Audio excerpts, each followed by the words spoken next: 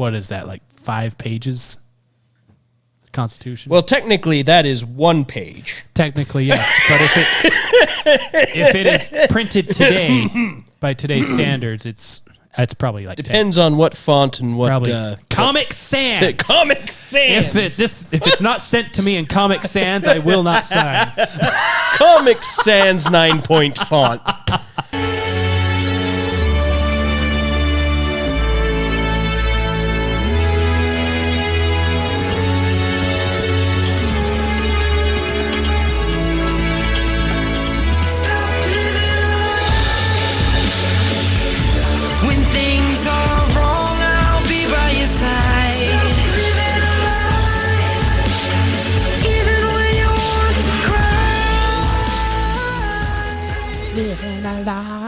Got it in 1. Yeah. First try. 60% of the time, it works every time. I'd just like to say, before we get to the vitamin B. The fun bits? Yeah. As we've noted many times, we like to lead with our mistakes. Yes. And so, like to lead with that. On to the B. Oh, yes. Indeed. Take that, YouTube. Indeed. It's easy to correct yourself when you're not wrong. Yep. Save yourself some trouble. Just be right the first time.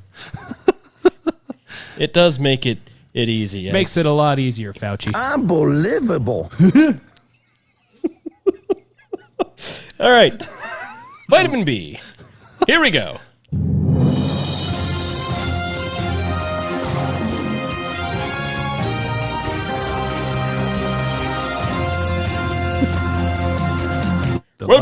Welcome to your vitamin B. The Lion, the Witch, and the audacity of this. Does it rhyme with witch? It rhymes with witch. I won't tell you which witch, but it rhymes with one of those witches. Speaking of the audacity, Satan announces masks will still be required in hell. Congratulations. I still won't wear it. I still won't wear it. What's he gonna do? Damn me. Oh, I'm so scared. Gall. All right. Navy fighters shoot down hostile UFO after it refuses to give its pronouns. You know what? I have something to say about this article. Unbelievable. Because the Navy shooting something down is just that. So, anyway. Republicans propose a new, cheaper Medicare for All as a replacement to Medicare for All.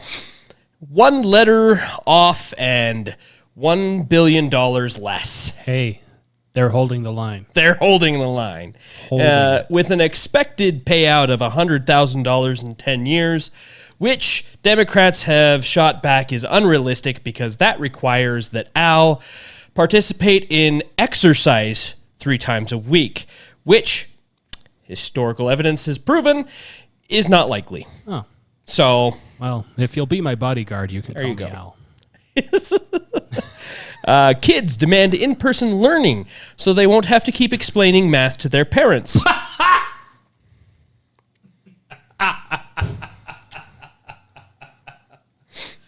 Get them back in school, dang it. On the world front, Israel is set to buy weapons from America with money given to them by America to shoot down Iranian rockets paid for by America. I thought this was the Babylon Bee. This is the Babylon Bee. Oh. Indeed. As is proven by the next article, musket-wielding Americans chase Prince Harry, whatever, out of the country. I thought this was the Babylon Bee. And Bill Gates admits to long-running affair with Cortana. No wonder his wife divorced him. That might ruin the game for me. Statement earlier today, Biden said, Hamas is just an idea. Much like Antifa. Much like it. Much like it. It's a very expensive idea. In your celebrity news, Joel Osteen unveils new ultra-thin yacht that can fit through the eye of a needle. So all of you rich fags no longer need... Flags? It's whatever. No longer need to unburden yourselves before you make it to the eye of the needle. Just thread right on in there. In your world news, Roadrunner condemned for disproportionate use of force against Coyote. All right. Yep. Okay. And along those same lines, Luke Skywalker condemned for blowing up Associated Press office located on the Death Star. Why do they hate the press? I don't know. Don't know. And last, but certainly not least, 2 quick articles from our Middle Eastern friends. The media condemns Israel for unprovoked attack on innocent Hamas rockets. And during that same report, oops, the AP reporter forgot to remove the Hamas headband before going live. Yeah. Ooh. Can we scrub that? Can we redact that? There is no amount of Photoshop that fixes this error. That's quite the Can you blunder. imagine those psychopaths? And this has been your Vitamin B.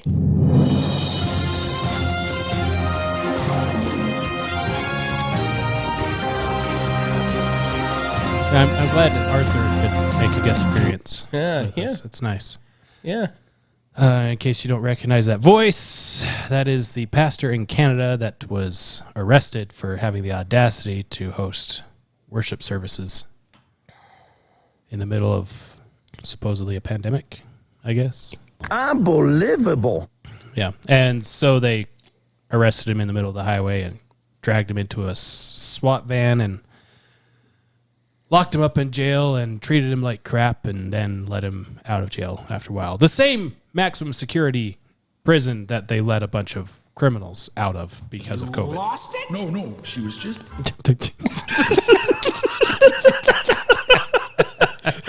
Exactly. I want to start off with reading a letter from a former president of the United States, a certain former president. I'll let you take your guesses which former president it is until I get to the end. Winston Churchill. Oh, so close.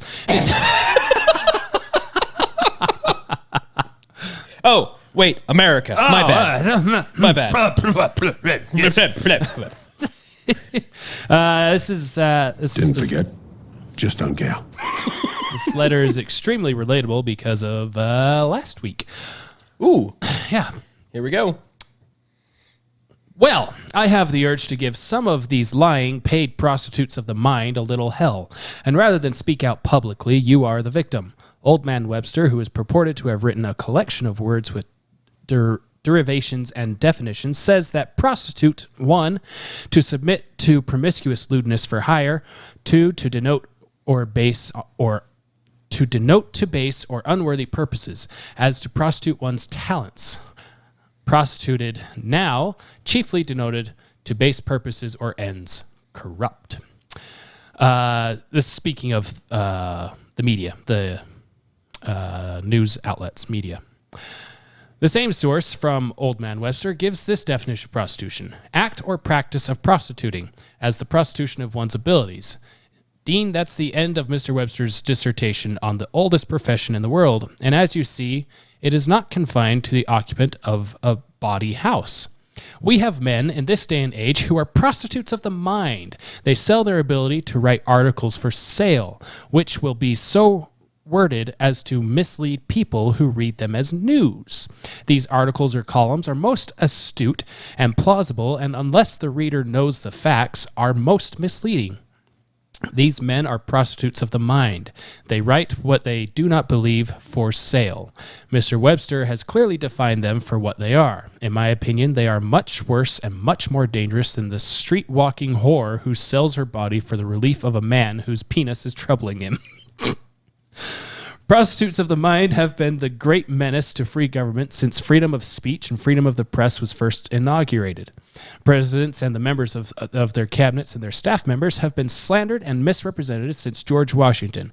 When the press is friendly to an administration, the opposition has been lied about and treated to the exercience. Thank you. Of paid prostitutes of the mind. A prostitute of the mind is a much worse criminal, in my opinion, than a thief or a robber. You know, old man Shakespeare said, good name in man and woman, dear my lord, is the immediate jewel of their souls. Who steals my purse steals trash. 'Tis something nothing. But he that filches from me my good name robs me of that which not enriches him and makes me poor indeed. Prostitutes of the mind are skillful purveyors of character assassination and the theft of good names of public men and private citizens, too. They are the lowest form of thief and criminal. Well, I don't have to name them. You know them, too. Hope you and Alice had a grand Christmas. We were sorely disappointed when you didn't come out. Sincerely, Harry Truman. That was December 29th, 1955. Truman did not like the press very much. He thought they were prostitutes. And he's not wrong. I wholeheartedly agree because last week, two things happened. Only two things? Well, two major things happened that prove conservatives have been right for a very, very long time. Thing number one, the CDC lifting its mask mandate, changing its guidelines. And it was either Mike or myself or both of us called out the CDC could come out and say it is safe.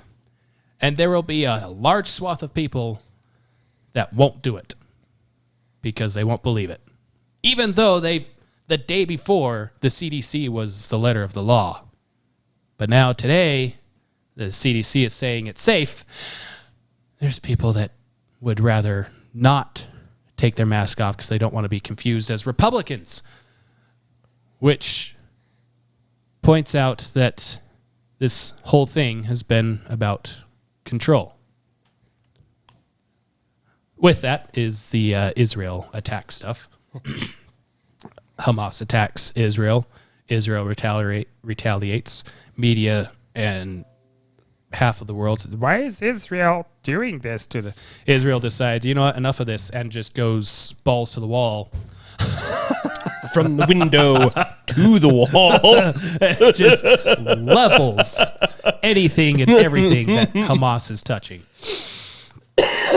Because if you're going to get vilified by it, might as well get rid of the thing that you're being vilified for. Now, that being said, they're heartless and all that stuff. Israel has come out and said, we will stop when Hamas says they were wrong. Hamas says, how about a ceasefire? We'll stop when you say you're wrong. How about a ceasefire? We will stop when you say you're wrong. Let me just hold you by the scruff of your neck and slap you. I don't think you understand. Until you apologize to me. We have shot 3,500 rockets that you sent to us out of the sky. We have destroyed almost every tunnel you use to try to sneak into our country to kill us. We have destroyed every tall building you use to communicate with each other and to launch rockets into our country. We will stop when you admit you're wrong. Or you no longer exist. Whichever comes first. In the immortal words of George Washington when he was dealing with the Barbary pirates, would to God I had a navy to beat them into non-existence or convert them to humanity. We will stop when you admit you're wrong. And, of course, this allows all of the progressives in the United States and around the world to be the anti-Semites that they actually are, because that's what they are. Conservatives have pointed out throughout the entire last year that this COVID stuff is pretty much overblown and used to control people. Yes. Mm-hmm. And progressives are doing a very good job of proving that point. Everyone from AOC and Nancy Pelosi to Rachel Maddow and David Hogg and pick your blue check mark on Twitter. And also conservatives have pointed out that progressives hate Israel. Mm-hmm. And they're doing a very good job of proving that, including Bernie Sanders, who is Jewish, is calling for Israel to repent of their sins of defending themselves. Repent, and sin no more. No, not Mike Tyson. Oh. Bernie Sanders. You got to talk like your cheeks have fallen off. You never heard that joke? There's a pastor painting his church, and he doesn't have enough paint to finish, so he keeps adding water to the paint. Repaint. And as he finishes the last part of the church, it rains, and he hears a voice from heaven say, repent, and sin no more. I still like my joke. It was good. It was good. So the world's focused on all of that right now, and I thought, what if we focus on something that, I don't know, is actually long-term going to kill us? Oh, no. Anyway. Yes, I mean, in the end, we can complain about the Israel thing. We can point out all the inconsistencies with the left progressive Marxist side of it all. We can point out that the U.S. is funding both sides. Thanks, Biden. Oh, yeah, because, Jordan got some COVID relief because Biden lifted the sanctions against Jordan so Jordan could receive a bunch of funds. Oh, that didn't buy the rockets. The ability to speak does not make you intelligent. If I give you $100 and tell you that you can't buy something with this $100, that doesn't mean you can take another $100 that you already had to buy that thing and then use the $100 I gave you to buy something you were going to buy anyway. Here's $100. Don't buy any ammo with it. Okay, I won't. I'm going to use this other $100 to buy ammo and use the $100 you gave me for, quote, COVID relief. Yeah. So what are we focusing on?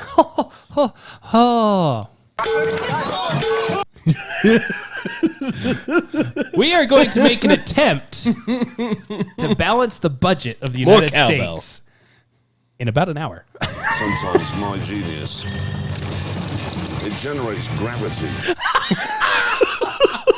And we're going to have a freaking fun time doing it.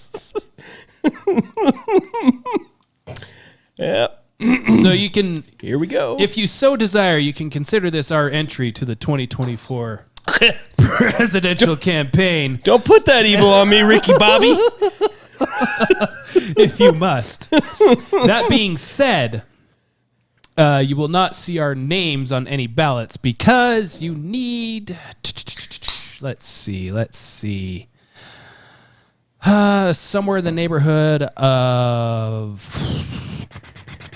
$1 million to get onto every state's ballot.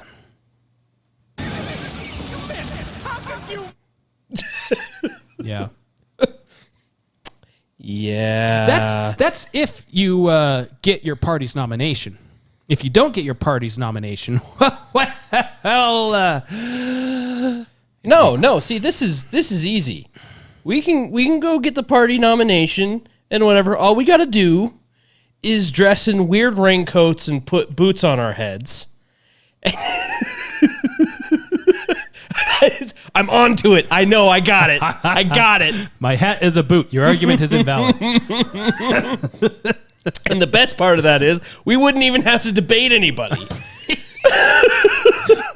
Oh, no one could stand up to it, really. As you just played, our genius generates gravity. Who are so wise in the ways of science? I'm Arthur. And that. Yeah. So, with that preface out of the way, because it costs too much. Yeah. Because, anyone can become president so long as you are 35 years old, you've been a citizen for at least 14 years, and or you're a natural-born citizen. And you have the money to pay for it. And you have at least $1 million to file to be on every state's ballot. Not to mention all of the ads you need to run. Stop it. Get some help. Get some help. Help. Like, seriously, there is no way that we should be limiting the people that can run for president. Well, I with mean, that kind of thing. That's just okay, so with that asinine. kind of thing, yes. In all honesty, anyone should be able to run for president. I would just hope that the populace is intelligent enough to not pick the wrong person. That being said, Well, think of the intelligence of the average person and realize that half of the population is below that level. The ability to speak does not make you intelligent. thank you, Qui-Gon. Point proven. Understand. So in case you didn't know, national debt is a little high. Just a little. Oh, sorry. I was listening to a podcast and a guy did a survey on how much actual information corporate media listeners know versus talk show. Gosh. Talk radio listeners know. And on the those that listen to talk radio and conservative media had the facts more accurate than those that listen to MSNBC, CNN, all those things. Shocker. And on the debt, I think it was north of 60% believe that listened to the corporate media side believed the national debt was $8 trillion. Now, if you're watching our video, you'll see that they were 2 off. Well, 20. 2 zeros? 2 off? They were $20 ridiculous. trillion off on the national debt. And it keeps on climbing higher and higher. $28 trillion. $28.3 trillion. Dollars. Yeah. That's Yeah. almost $85,000 per citizen. Here's the spending per year, $6.7 trillion per year with a deficit, which means subtract the income from all the taxes. That means that every year the national debt increases by an average of $3.2 trillion. Yeah. With a T. Yeah. As in Thomas. Yeah. Yeah. So, you know. So, here's where we're at. Total tax revenue. So, if nothing has changed with taxes, this is the revenue for the United States, $3.5 trillion. But for some reason, we're spending $6.7 trillion. Now, I'm no mathematician, but I feel like that's not right. I didn't take Common Core math, but I feel like that's wrong. Let me put it to you this way. If I spent money like the U.S. government does, I'd be bankrupt. If you spent twice your income every single year, would you still have a house? Negative. Oh, but you have the house. I do. Yeah, except you don't. And then, eventually you'd start defaulting on your loans, and then you wouldn't be able to pay the interest on the loans that you keep getting. And the federal government would step in to throw you in jail. Because you're also not paying your taxes anymore at that point. Anyways. So the goal is to get below this $3.5 trillion. Fun. Well, and that's if you don't make any tax cuts. That's if you don't make any tax cuts. If everything were to stay the way that it is currently. That being said, historically, every time taxes are cut, the federal revenue goes up. So. And then we'll go to, so right off the bat, I want this one gone. Social Security, gone. Why? Because it's a money hole. Yeah. But there's so many people that rely on it. That's the problem. There's so many people that rely on it, and there's not enough going into it because previous generations of politicians have kept borrowing against it, borrowing against it, and borrowing against it. So there's nothing there. Wow. Oh, by the way, Medicare has surpassed Social Security. yeah, that's another one. What the hell? Gone. That's half the budget adjustment right there. Yeah. That's literally $2.4 trillion. Yeah. Oh, look, we're almost there. Defense and war. That's the last thing I'm touching, especially right now. Mm-hmm. That's the last thing I'm going to touch is defense and war, which is $726 billion. So think on this. To defend ourselves against the world, $726 billion. To make sure you can get your cheap prescriptions, $1.3 trillion.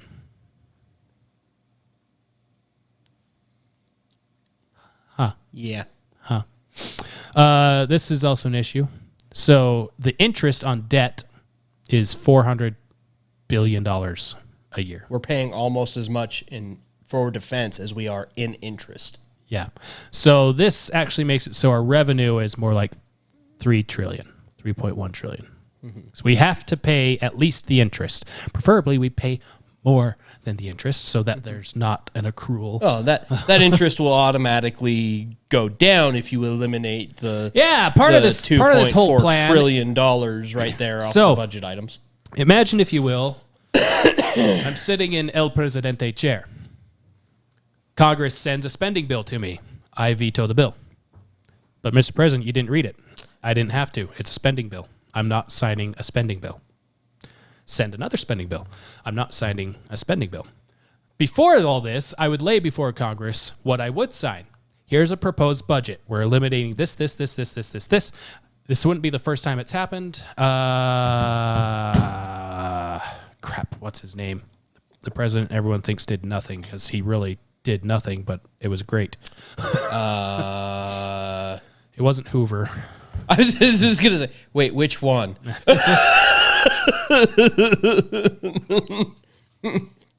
It was everything between Lincoln and Clinton. half of everything between Lincoln and Clinton. Hold on. Hold. Wait until it's in range. Coolidge. Calvin Coolidge. Yes. What Calvin Coolidge did, because the United States was in the middle of depression. Oh, right. A great one, you could say. I don't know what's great about depression, but... Also, he went half of his term without a vice president, apparently. Interesting. According to Wikipedia. Well, when you're not going to do anything anyway. Well, part of what he did to help buffer against this Great Depression is he went item by item on the national budget and said, no, yes, no, yes, no, yes. To the point where all the way down to the U.S. Postal Service was allowed to use burlap sacks for the mail instead of the fancy bags they kept buying. That's what he did. So this isn't a new concept. This is a take responsibility concepts. If you're being honest about it, it's a necessary concept. It's necessary. It's called balancing your budget. Something that every high schooler had to do. But we can't get rid of Social Security. Too many people rely on that money. Yeah, and they keep voting for Democrats because they keep saying we'll up the Social Security benefits. We'll up the Social Security benefits. Well, that sounds fine. Wait, what? But here's the issue: is there's so much debt and so much pulled against Social Security that, I mean, we have what, a handful of years left before there's not going to be any money left to give to people. We've been saying that for the last 20 years. Mm-hmm. And what happens every few years? Let's just add some more to it. We'll just print some money and throw it in there. From where? $1.1 trillion. It was originally supposed to be a supplement to your own retirement. No. It was originally supposed to be a supplement for widows of World War I veterans. Yes. That's what it was set up for. That's the U.S. true. government, it was set up on an awesome idea of, hey, we told these boys to go overseas and die for something they really shouldn't have been at war with, but Woodrow Wilson's an idiot. So they had to go and die for basically nothing because World War II. So let's set up this fund to pay all of the widows of these guys that we sent overseas because now they don't have their main breadwinner. And it's not to say that Woodrow Wilson's an idiot because we were involved in World War II. Woodrow Wilson is an idiot because everything that happened in World War II would have been preventable if he had pulled his head out of his ass.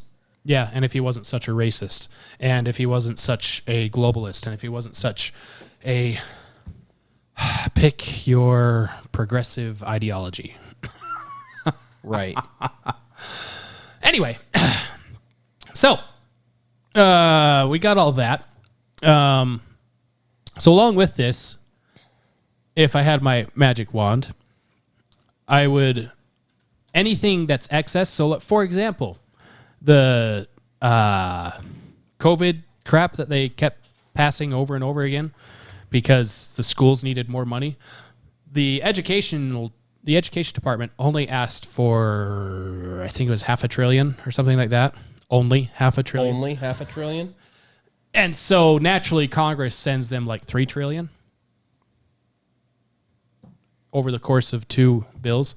So they haven't even spent all of the first one that they got, and they got all this slush sitting around for the second. So magic wand as president, take all of this slush that's floating around, and immediately one of the things I hate most that happens in the United States, civil asset forfeiture, where, if you don't know what that is, a police officer pulls you over because whatever, and then he smells something, and so he checks out your car and he finds your bag of $10,000 cash that you were going to use to go buy a new car with cash or whatever, doesn't matter because it's your business, and he takes it. Because it's suspicious? It's suspicious that you have. Suspicious. Nobody just drives around with $10,000. Yeah. Nobody just drives around hoping the cops arrest them either. For nothing. And they trying to screw me. Well, of course they're trying to screw you. Yeah. Yeah. And civil asset forfeiture is used as the excuse to just take it. They don't charge you with a crime. Most of the cases, they're not charged with a crime. They just take it because it's suspicious, and they'll get back to you on when you can get it back, which is mostly never. Never. And if you fight it, they get the federal government involved, because if the federal government gets involved, the state gets to automatically keep 80% of it. So then you're only fighting for 20% of what they took from you, which you still usually don't get. So the federal government gets 20% of whatever the state stole from you. It's called a hustle.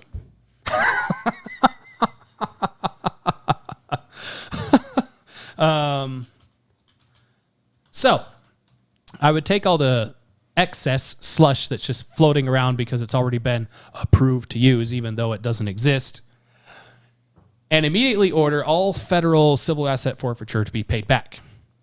And then I turn around to the states and let the states know you will receive zero federal asses. You will receive 0 federal asses.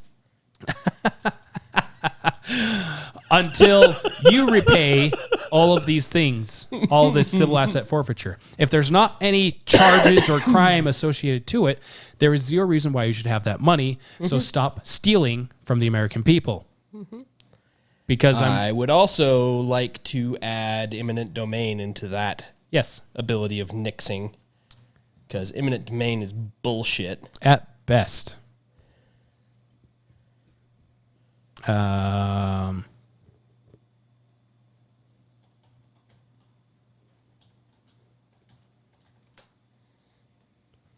was hoping I could quickly find how much money has been taken for civil asset forfeiture. It's in the billions. I don't know. So there's that. And then whatever's left is immediately dumped back at the debt. Right, you just took out the debt to get rid of it. Yeah, it's going back. It's going back. Going back in. So we'll take a chunk out of the debt that way. And then, oh, you want to know something fun? yes. I just did the math, and I believe that the interest rate on our national debt is somewhere around between 1.35 and 1.4% interest. Yes, that is correct. Most of that is from like bonds and stuff like that. Mm-hmm. Yeah, treasury notes and bonds. And here's what's fun. It's so again, Woodrow Wilson, the Federal Reserve was set up to handle the money because apparently Congress didn't want to do its job and handle the money. So let's set up this thing where the largest banks in the country handle the money. So what do? Well, they set up this thing where the government borrows money from the banks to then give to the banks so that they can charge the government interest on the money that they borrowed from themselves to then give to you, the borrower, to charge even more interest. And guess what the first thing that's paid every year is? Because I'm betting it's not the Social Security. No. Nope. Anyway, so if you're really interested, every year it's publicly put out the proposed budget for the United States. The President of the United States proposes a budget for Congress. Congress decides whether or not to follow that. Most of the time, they do not follow the proposed budget. And they send whatever to the President, hoping that he signs it, attaching whatever they want to it that he likes so that he gets what he likes while Congress gets the spending that they want. Not going to work with me. It's a spending bill. No, send me a budget. It's a spending. Send me a budget. If you want to get a spending bill past me, you better make sure you have a veto-proof vote. Because then it's your fault, not mine, that this gets worse and worse.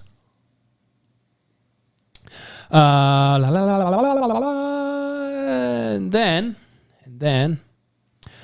one of the biggest things I would motion for, the UN. Screw them. Yep.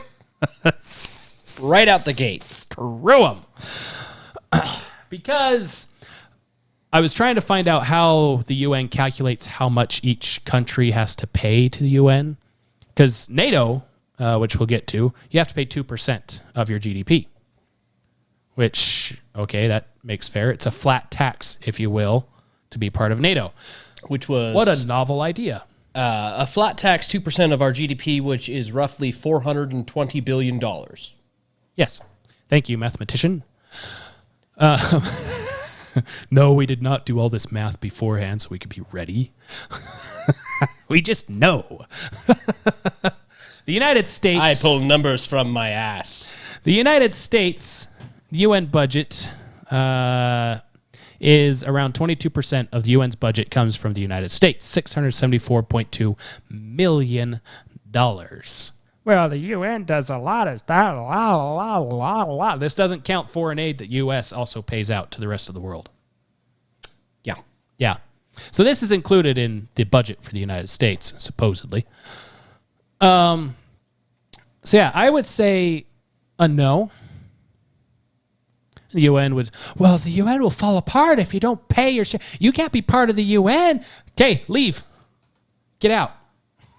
Because all the UN does is pass resolution after resolution after resolution on how can we restrict the rights of individuals, which the U.S. is supposed to be absolutely contrary to.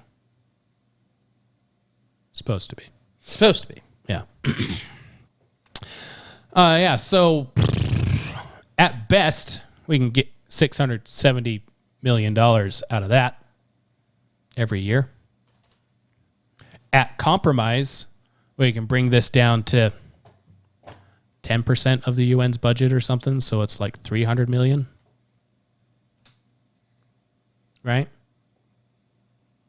Yeah. Yeah, that's my compromise. Because you're letting countries like China, who everybody knows has concentration camps where they're dealing with religious people that they don't like and political opponents that they don't like, just like World War II Germany did, Nazi Germany. Mm-hmm. It's where you have places like Iran and all that stuff. All these countries that don't care about individual rights and freedoms and that would rather intern people who they disagree with in their own countries are on the Human Rights Council of the UN. Yes. Can't wait to pay for that. That's a money well spent. So yeah. To that. And if they're so adamant of keeping the UN building, they will pay rent. Well, then if you're not going to be part of it, you can be the neutral place where we go to do all our stuff. Cool. You can pay us $200 million rent. It's prime real estate in New York, really. Oh, that's exorbitant. Then leave.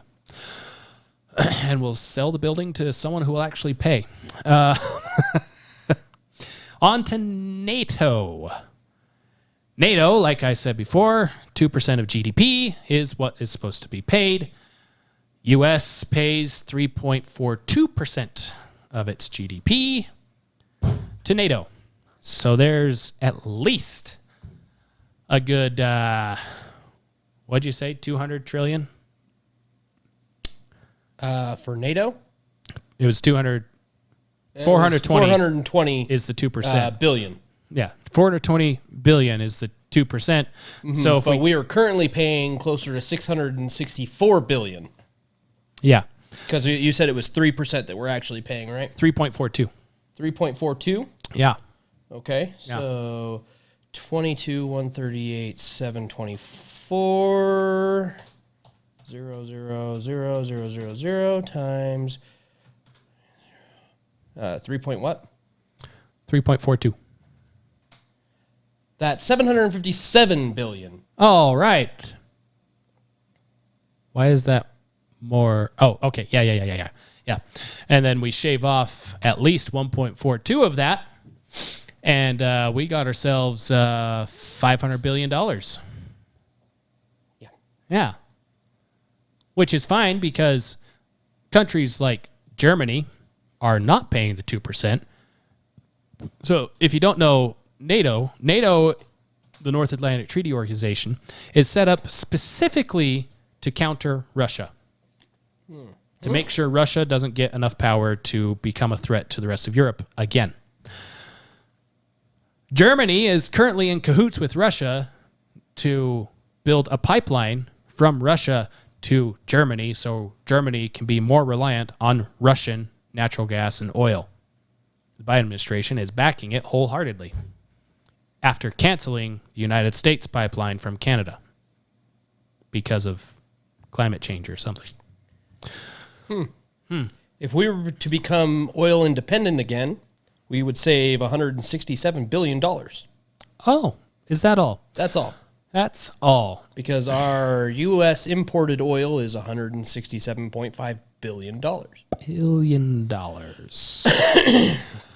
So I feel like we're close right now. From what I've added up, so I've got NATO, I've got UN, the UN, I've got Social Security, Medicare.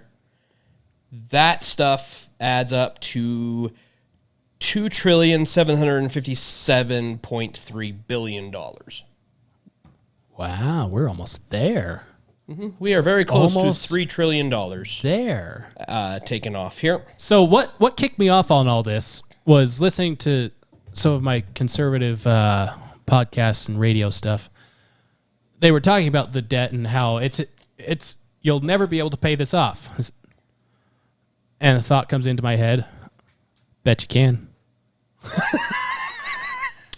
Challenge accepted. You'll never be able to pay this off without completely nixing a good portion of the things that the government shouldn't be doing. This plan is not a plan that makes people like you. No.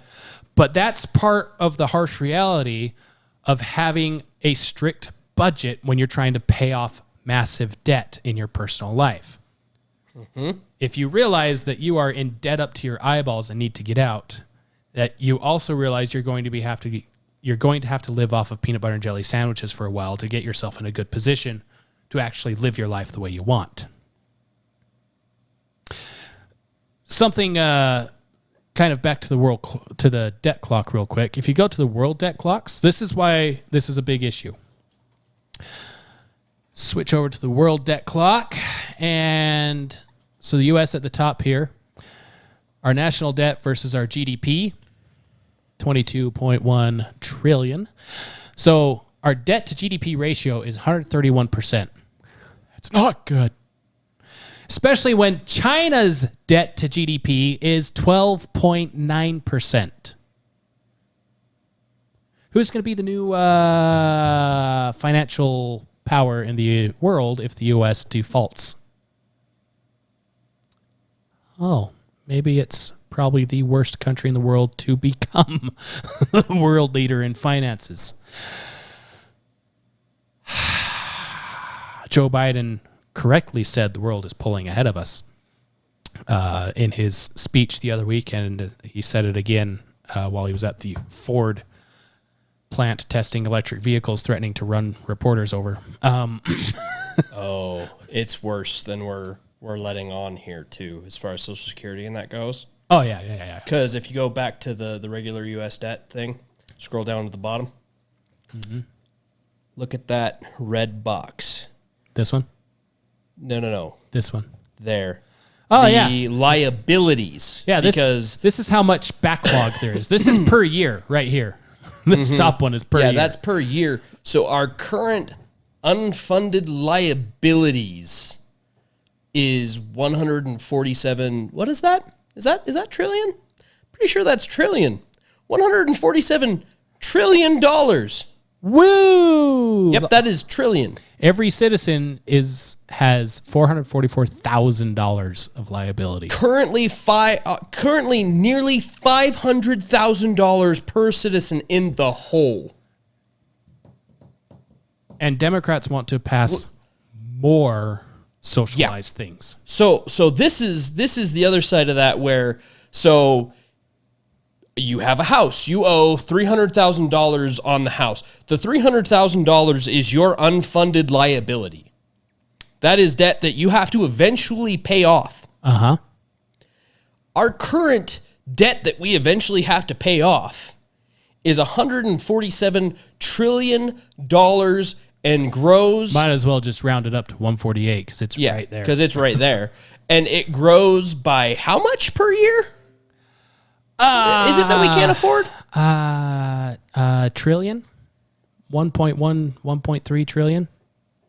So, I mean, in total, because this the 147 trillion is the total unfunded liability. Yeah. Which is all of it. So everything that we can't pay off every year goes into the unfunded liability.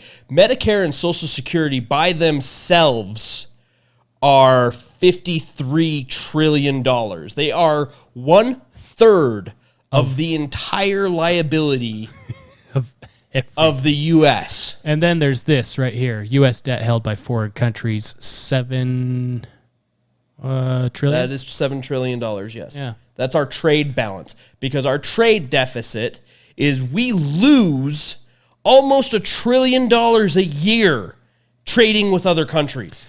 We are paying other countries $1 trillion a year to give us stuff and take stuff from us. It's not even to give us stuff most of the time. It is mostly taking stuff from us. Yeah, there's your oil right there. Imported oil. Let's stop importing oil. That'll save us that $167 billion. China, $321 billion owed to China. Yearly, right? Or is that just the current trade balance in general? It won't give me a summary thing. Won't give me that might be current trade balance in general. Yeah, I don't know about you, but I feel like if China decided to collect on its loans. I don't want to be part of that. I feel like that's a bad idea. Yeah, you have to start up here to get all this down here to start going in the right direction.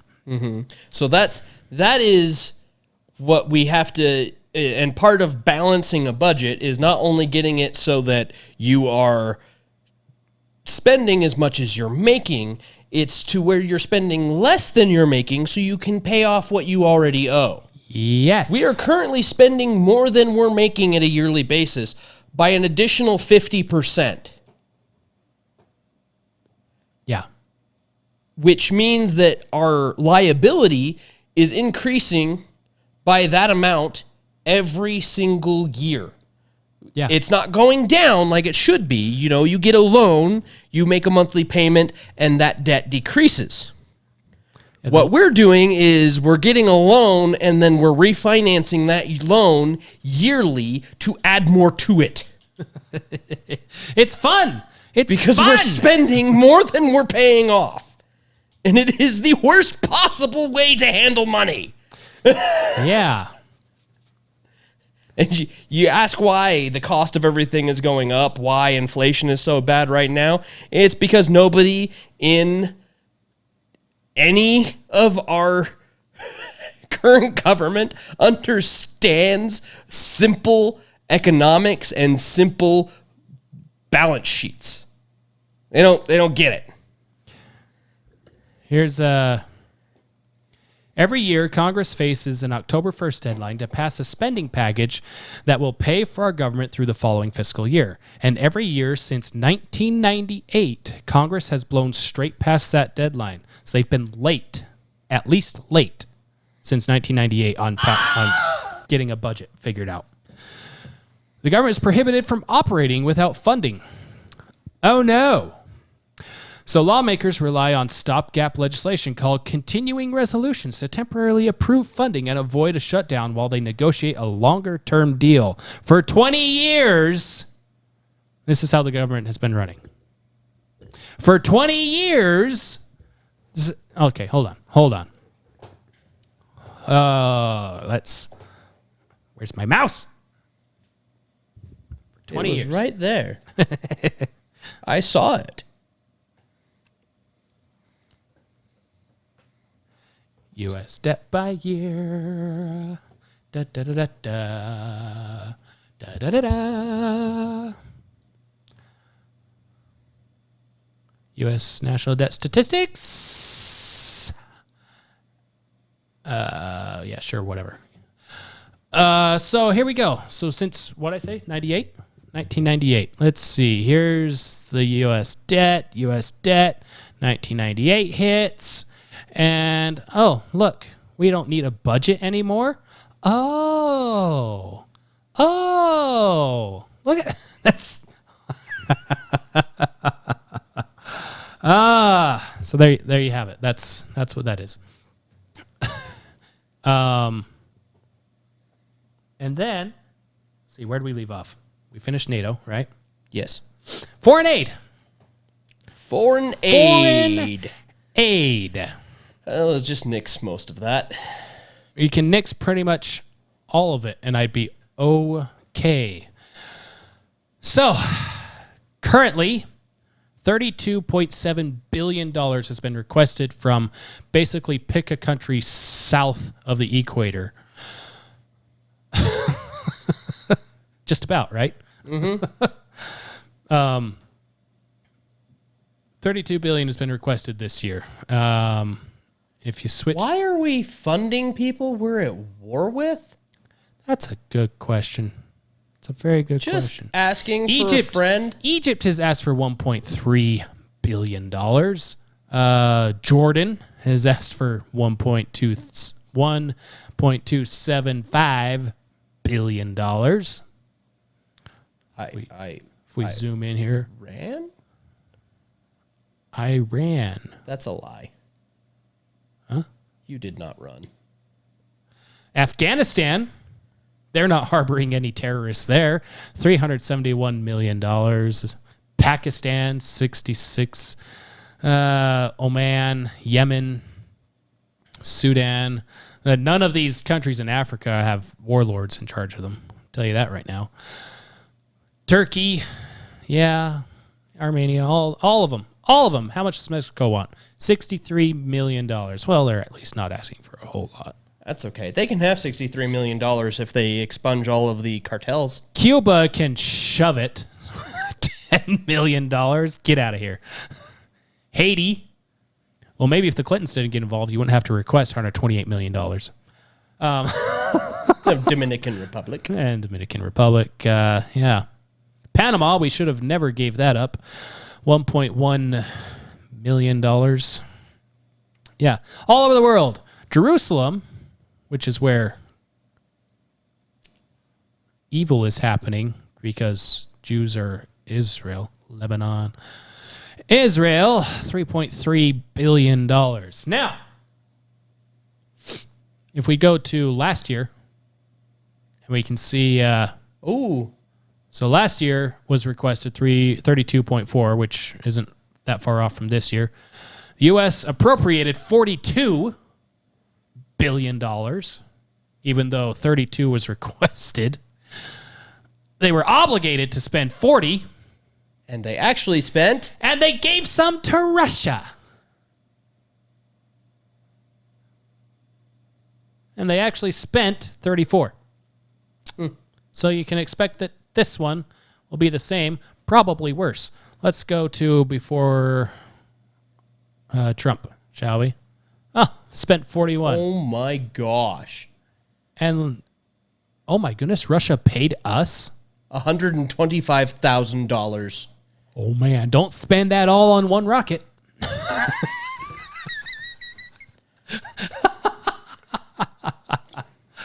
I bet that was from a...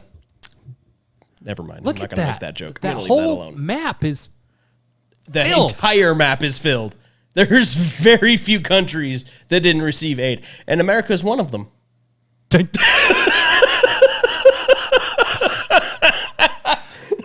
It's funny because it's true.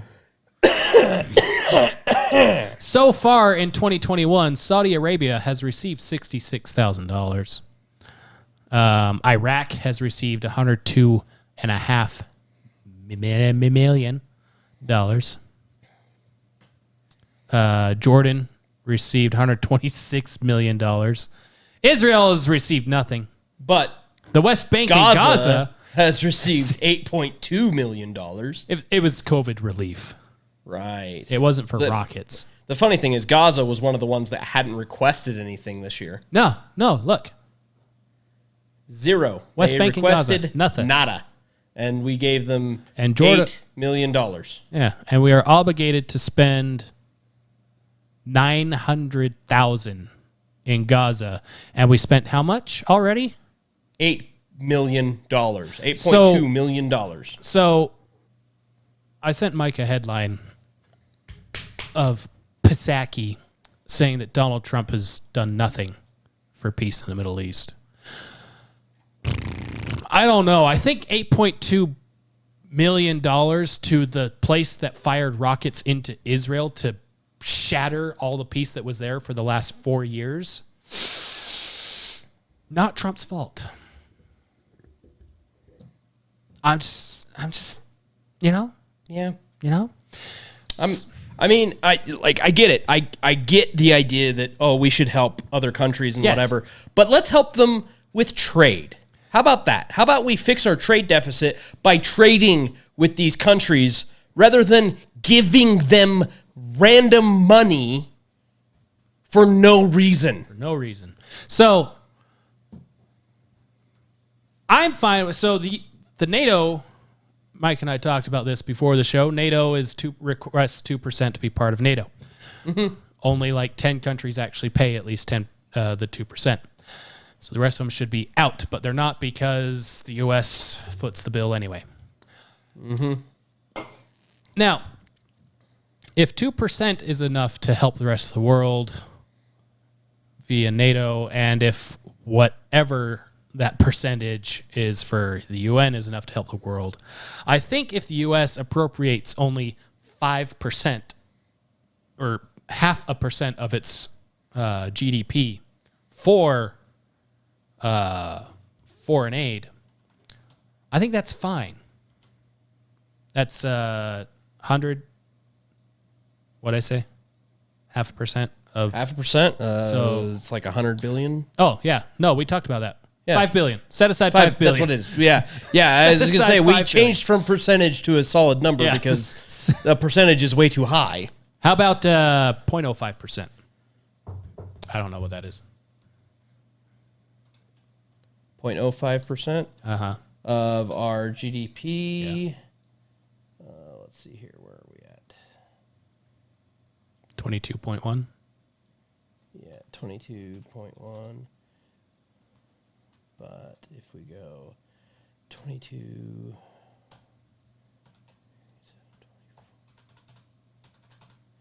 Okay, times 0.05%? Yes.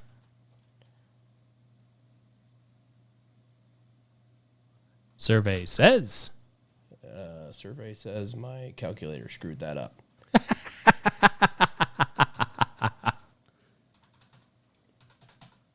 22 trillion, 100 million, or 100 billion, thousands and hundreds. There we go. Times.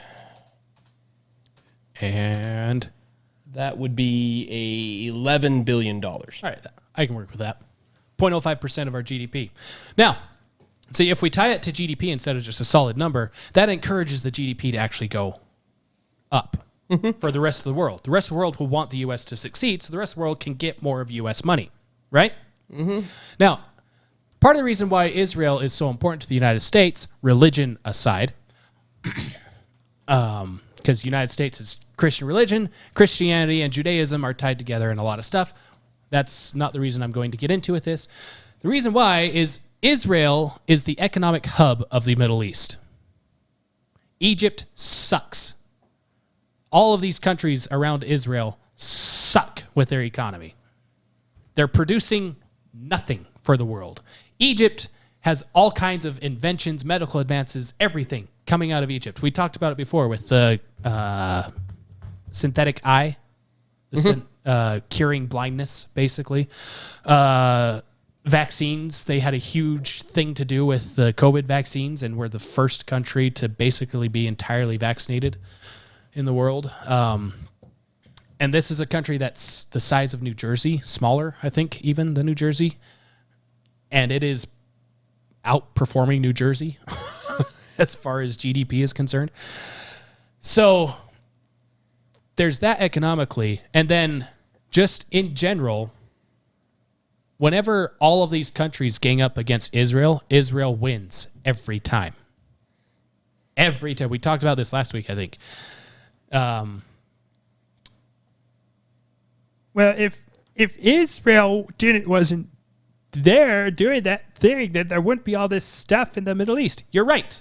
If Israel wasn't there, there wouldn't be all this stuff in the Middle East. It would be anywhere else.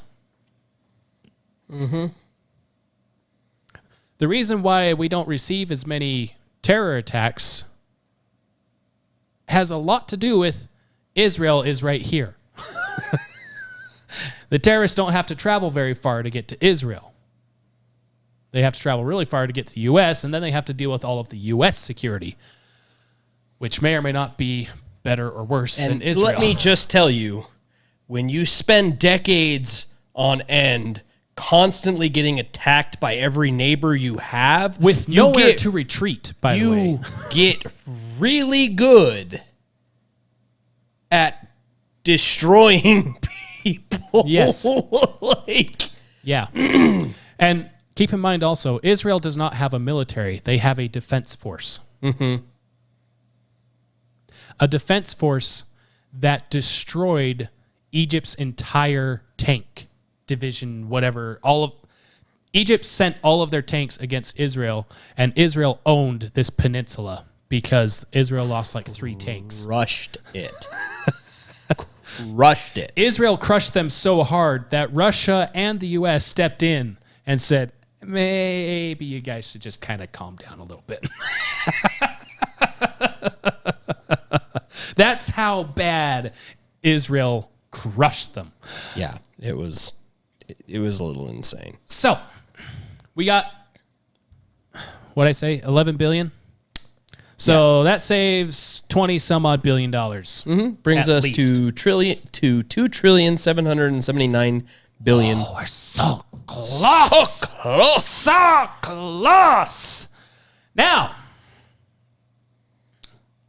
with this also would be if countries are wanting stuff, like if we become energy independent, for example, we can start exporting oil instead of importing oil, which means countries will Buy oil. buy our from oil. us. Which means we get more money. Which helps with the trade deficit. Huh. Hum. And if we allow more of our own resources to be mined and produced and all this stuff, more of the world will buy more of our stuff. Because right now they're going to Russia and China. China, just turns out, is the world's leading producer of carbon emissions by a lot. Like every other country combined does not equal China in its carbon emissions. Yet everyone's turning to China to buy all their stuff. And then turning around to the United States. You need to be more green. Excuse me? Again, UN can shove it. Because I think China was on the Climate Council recently, if not currently. Were. Yeah. Now, on to, and this, we haven't even gotten to one thing I love from Rand Paul every year, Festivus. Every year, Rand Paul releases a Festivus report. What is the Festivus report? It's everything that he thinks is wasteful spending from the United States government. So it may not be the government exactly paying this money directly, but they give money to different government organizations like the NIH, who then decide to send money overseas to research certain viruses that infect the world. You could say that might be a little wasteful. Just a lot. Because it is. So, what's in the Festivus report from last year? Rand Paul found, drum roll, $54 billion. At least $54.7 billion. Yeah. What can be found in all of this? Well, it's everything from healthcare. They studied if you'll eat ground up bugs, the NIH. They spent $1.3 billion on that. $1 million, sorry.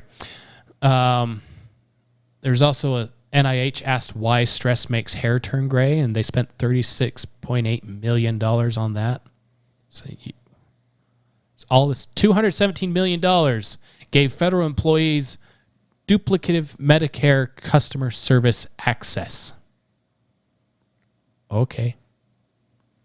They tested if hot tubbing can lower stress. You need to spend $2 million to figure out if a hot tub lowers your stress? Really? Really? Foreign aid, we were just talking about that. Spent billions in Afghanistan on counter narcotics efforts.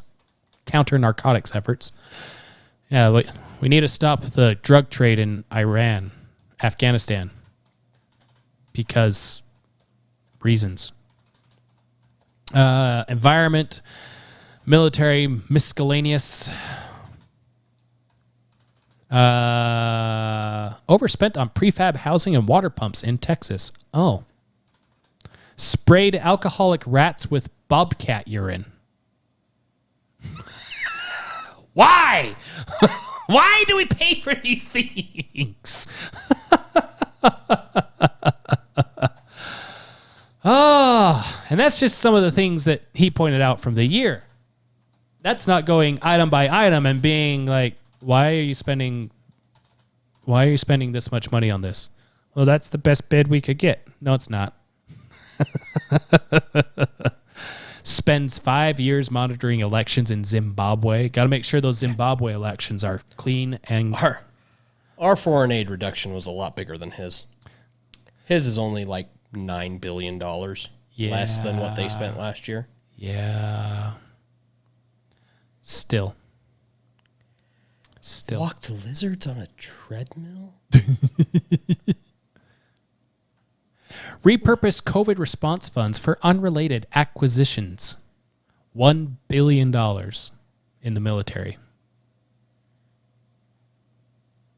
Okay. Lost equipment designated for Syrians fighting ISIS. You lost $715.8 million of equipment in Syria? You lost it? $1 million to try to help people get over their fear of going to the dentist. Yeah.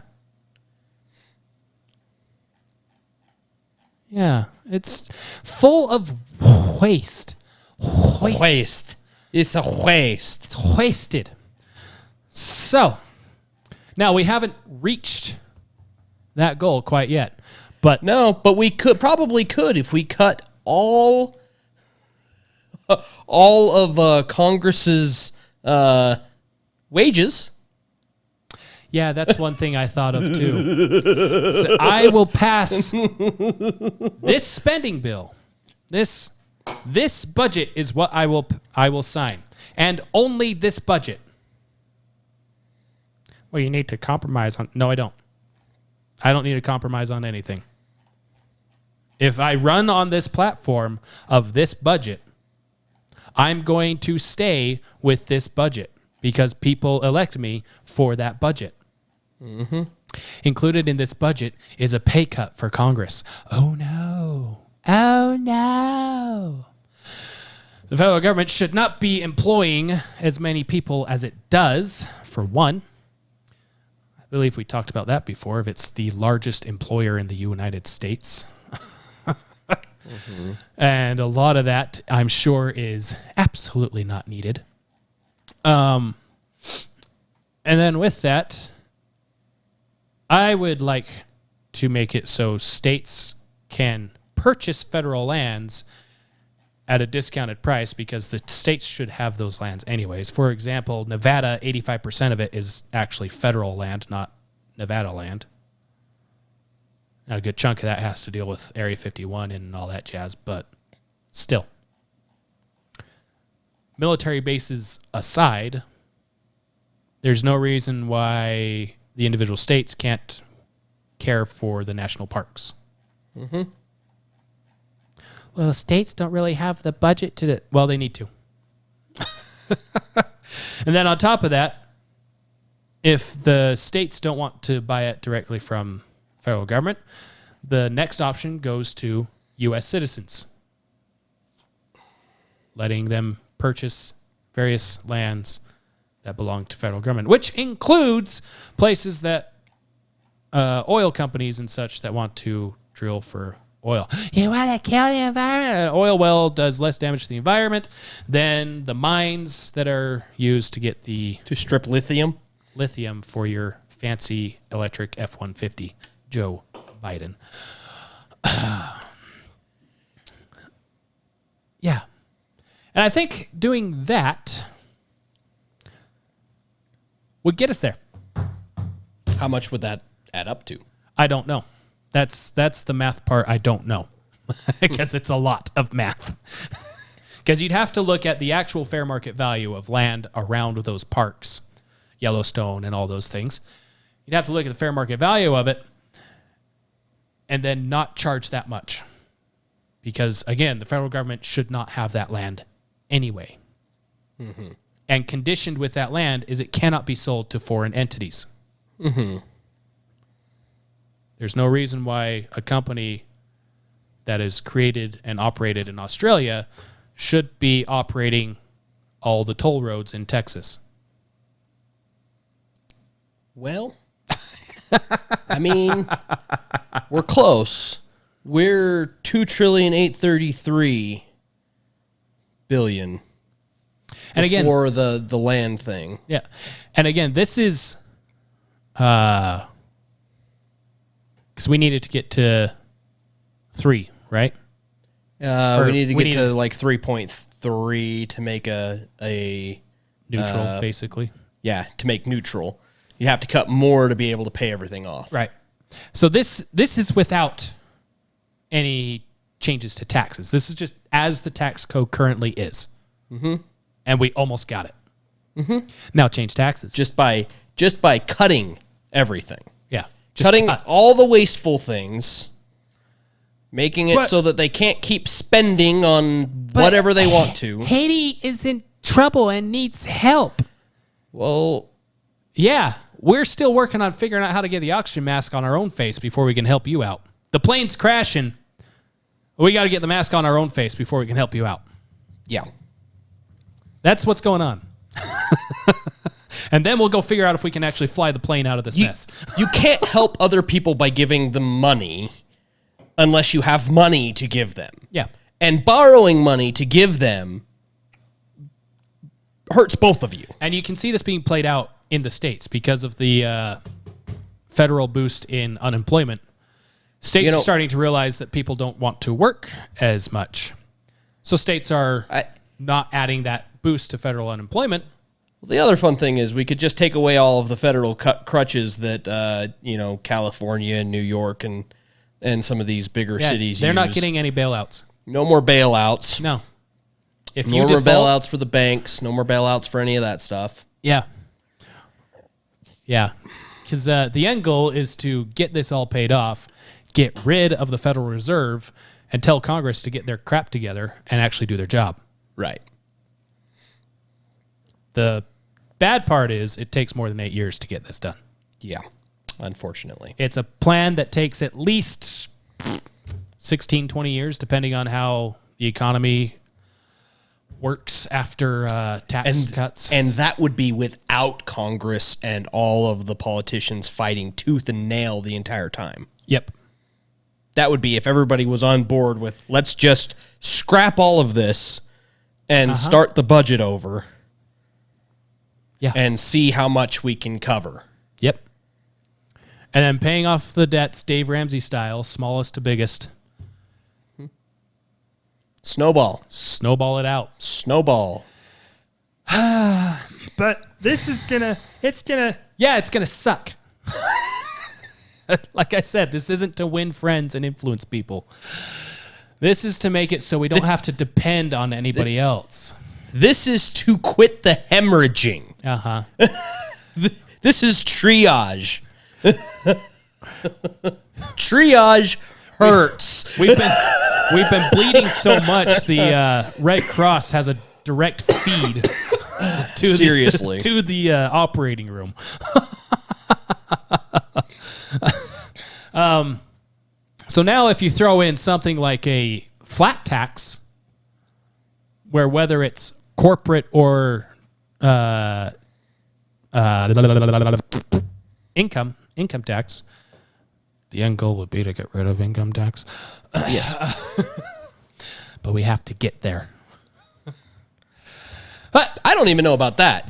Tax income, get rid of all the other taxes. Quit taxing property, because you should own your property, not be renting it from the government. Right. But you got to start somewhere. But there's got to be some tax. You have to have something to cover. We can't the monetary needs of the country. You have to. So the U.S. can't keep operating the way it is right now. No. With money that it doesn't have. At the same time, the U.S. can't pay off its debts with money that it doesn't have. Mm-hmm. You got to have taxes somewhere. Flat percentage tax.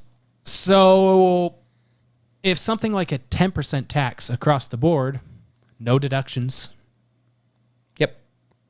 The only exception for deductions would be donations, but it would have to be a decent percentage of your income that goes to donations, whether it's religious or the homeless or shelter otherwise down the street, whatever. And even then, it would be a small break, not a... Yeah, it's not a complete write-off. Yeah, you can't donate 10% of your income to a Scrub charity off that 10% tax. and not have a 10% tax. You pay 10% of your income to charity and you get a 2% reduction or something like that. Like it would be it would be a small break in taxes. Or it would be something like that. So, or if you donate 10%, it takes off 10% of your taxes.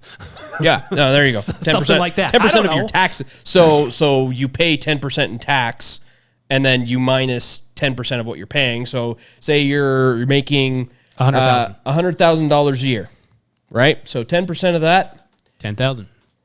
Yep, $10,000. Oh no, $10,000 a year, which Break the is about what we pay in taxes right now anyway. Yes. The average tax per citizen is, I believe, almost exactly $10,000. Right there, revenue per citizen, $10,488. Yep. So you make $100,000 a year, you pay $10,000 in taxes. So if you go and pay $10,000 in charity as well, you get $1,000 knocked off. Cool. If you donate 100% of your income to charity, congrats, you don't pay taxes. There you go. You also don't have any money. Right. At least for that year. I mean, that does unincentivize charities, but the whole point of a charity is charity. You shouldn't have to be incentivized to donate to charity anyway. You should just be a good person and donate to charities. Right. You're donating to charity and because you actually want to help people, not because you want to not pay taxes. Right. Right. But it's because you got to have something there you still have to have some sort of incentive to do nice things when you're going to be taking people's money from them. Hey, if you're actually nice to people, I'll take less. Oh, okay. Essentially is what it is. More or less. I would get rid of the marriage tax code stuff. Married, filing jointly, which means you don't pay as much. Get rid of marriage law in general. Yeah. Yeah. The government has no place in a religious right like marriage. Because this is, I've said this before. If the LGBTQ alphabet community decided to fight the Supreme Court in getting rid of marriage law in the United States, I would have supported them wholeheartedly. Mm-hmm. Because, they were upset that the government was defining who they can and cannot marry. So they go to the government to let them define who they can and cannot marry.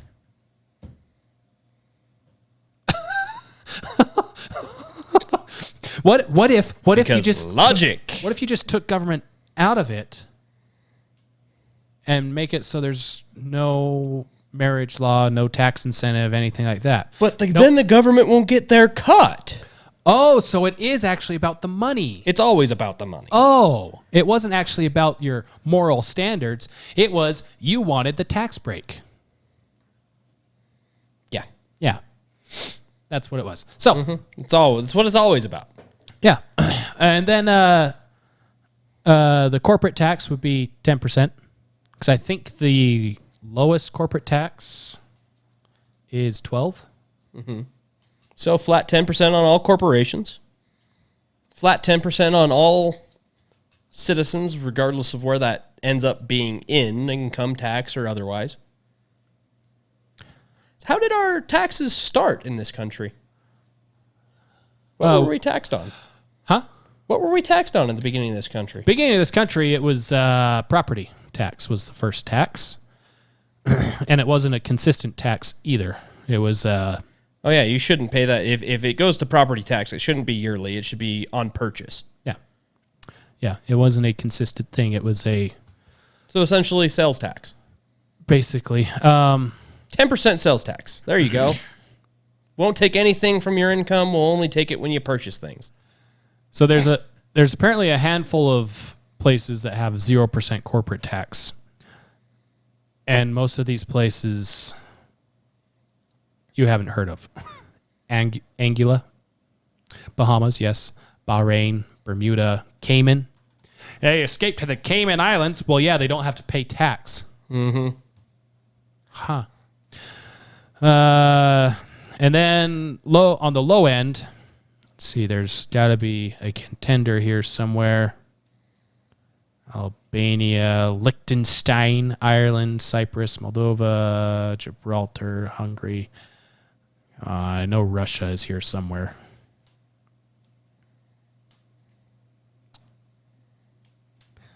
U.S. corporate tax has been slashed from 40%, the second highest in the world, in 2017 to 21% in 2018. Gosh, 40%. Global average is 23.79.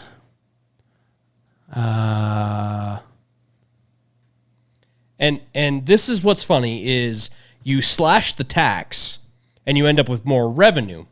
And the reason behind that is if our tax is lower than everybody else's tax, then everyone will want to have a business here because they pay less in taxes. Yeah. They have less in red tape. They have less in regulation. They want to be here. So China's corporate tax is 25%, and Biden's doing his darndest to get us as close to that as possible. All right. And then Russia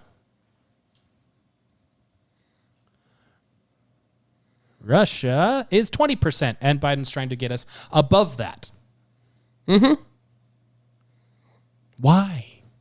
Oh, by the way, if you do... so we can make more money. If you do business in China, you have to cooperate with the Chinese military in order to do business in China, which is part of the reason why there was a shortage of PPE at the beginning of COVID, because 3M and all them were doing business in China, and China said, you have to do what our military asks you to do before you can sell to the rest of the world. So China got to keep all the PPE for itself. Mm-hmm. Huh. Yeah, so slash the corporate tax rate, like Mike said, that actually increases revenue, but you're slashing taxes. Yeah, so if a corporation suddenly has a 30% increase in revenue because it's not paying 40%, it's now paying 10%, that's a lot of employees it can hire who are also now paying 10%. Or it can give raises to its employees who are paying 10% of those raises. Mm-hmm. Those employees are then going on to create their own little side things because they have more money now in their pockets. They can start their own Etsy thing or whatever, and then they're paying 10% on that. Which is the other half of the entire balancing the budget, because there's two sides of a budget. Yes. There's what you bring in, and there's what you put out. Just like a diet. Just like a diet. Exactly. So balance Except the budget. unlike a diet, you want to put in as much as possible. Exactly. So and put out as little as possible. So you slash your taxes and bring in more money. You cut your costs as much as you possibly can, and the increase in GDP coupled with the cutting of the actual spending will make it so that you have an offset. You have extra money, you have equity to then take and pay off your liability. Right. Once your liability is gone, then you have a savings. You have extra money. So then you can take that extra money and either invest it into different things to make more money or spend it on things you need. Yep. And all of this being done, it makes the dollar stronger so you can buy more stuff with your dollar. This gets rid of inflation. Or at least mitigates it. You can't totally get rid of inflation. No. Not But compared to what inflation's at right now, it gets rid of inflation. because inflation is a natural part of economics.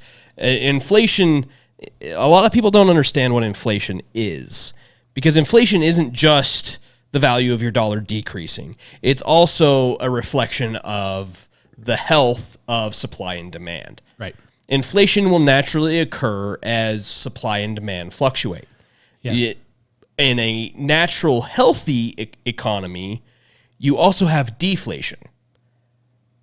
We haven't had deflation in A hot minute. a long time. I would say probably since the Federal Reserve was instituted, would be my guess. 1930 and 1933 during the Great Depression. The most recent example of deflation occurred in the 21st century between 2007 and 2008. It's right before the crash. Right at the crash. So every time the economy crashed, the dollar suddenly became valuable again, but nobody had any money. Because all the money was in things. Supply and demand. Yeah, because all the money was in things that crashed. Mm-hmm. Yeah, so that's funny. It points out crashes as the last deflation. So the last healthy deflation that we had was most likely sometime before the Federal Reserve was instituted. Most likely. Something about the Roaring 20s or something like that. Oh, interesting. Huh. Interesting. Yeah. But yeah, so this is something that can't be done, apparently. Nope. Can't be done. Not even the list. But we're just a couple of guys in a podcast, and we did it in an hour. You're welcome. We crunched everything down to brass tacks. Yeah. And again, this is without being able to go itemized into the budget. Right. This is just spitballing off of what data is available to the public. This isn't going into seeing if the post office can get away with doing burlap sacks instead of canvas or something. This is just skimming the surface of everything we have available. Mm-hmm. Well, yeah, exactly. It's a very complex thing. So another thing, magic wand if I'm president. I'm sitting in the Oval Office or wherever, and I'm proposing all these things for the budget. Aide comes up. Mr. President, that's not how we do things around here. You're fired. Oh, hey, look at that. Save $25 an hour. Yeah. What? Yeah, I'm not here to be told it can't be done when I'm asking how can it be done. All right. You misunderstood the question. How can we make this happen? Oh, that's not what we do around here. That's not the question I asked. Now, I want to be clear because what I think you heard was give me lots of bacon. What I actually said was I want all of your bacon. Yeah. And then on top of that, just arbitrary little things of if a bill came across my desk and it's thicker than a few pages, veto. It's shredder. Veto. Did you sign that bill that we sent? What bill? I filed it. I filed it. It's in my filing cabinet. Veto. You don't have a filing cabinet in your office. All you have is a oh gosh. Oh. That thing be running all the time. Constantly. Hey, we have this new health insurance bill that we want to pass. Wheels in Affordable Care Act. I'm going to need more shredders. You know what? That'll take too long. Bring the gas can. Burn it with fire. Invite the scouts. We're having a bonfire in the yard. Bonfire. Roast some mallows. I can't live in a house without a fire pit, so that's what we're adding. The president's making some updates to the Rose Garden. Why is he digging a hole? Why is he digging a hole? This is for all your private bills. Why is that concrete truck pulling in here? What is going on? It would be the most entertaining and annoying presidency in U.S. history. Sir, we need you to what now? You should look at... Look at me. I am the president now. In the eyes, sir. In the eyes. I am the captain now. Yeah, that's what drives you me may crazy. refer to me as Captain my Captain. Oh, Captain. Oh, Captain my You must stand on a Captain. desk. Sir, why is it every time I walk into the room you have a Samuel Adams posture going on? I don't know what you're speaking of.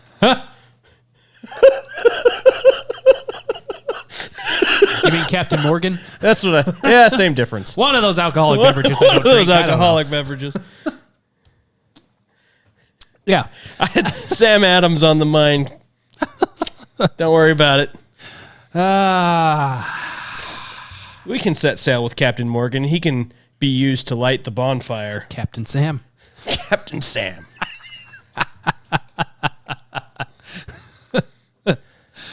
Yeah. It's it's possible. It's possible. It just sucks. Yeah. And it would hurt. Because- It would hurt. You cannot deny that it would hurt. Especially the first year or two.